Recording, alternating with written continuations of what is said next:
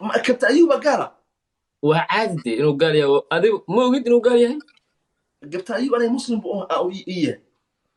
ادي عقيدة فعلا هدي النبي محمد وقفك عينيا او ايه مسلم كلي dhegeyso انا dhegeyso dhegeyso انا dhegeyso فعلا dhegeyso aniga qof islaam aan ahay qof islaama هذا oo واحد laa كل ilaaha شيء ila allah متقن maxamed rasuulullah dhahayana ma dhihi karo gaal baa tahay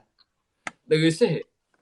dadku islaamnimada af sheegtaan ma ayuu ku taqaanaa dhegeysanaya may ku dhegeysanaya hadal qofka nabi maxamed caayi xukunkiisa ma taqaanid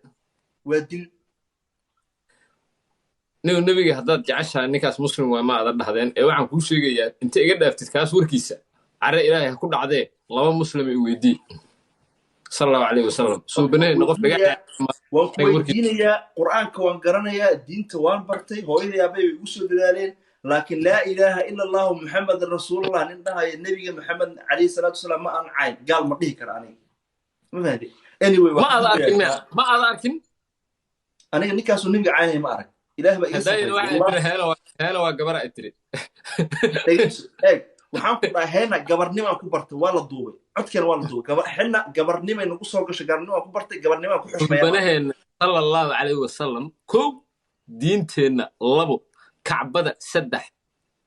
qofkii u gafaa waliba nabi maxamed sallallahu alayhi wasallam qofkii u gafaa tooba ma leh ku sheegay hadaba because nabigu ma cafi karo mana noola haddaad diinta barato waa marka qof nabi maxamed caayay haddii islaamnimadiisu ay weli kuu jirto adiga ku jirtaa laakiin aniga xaggayga ma haysaa cadeen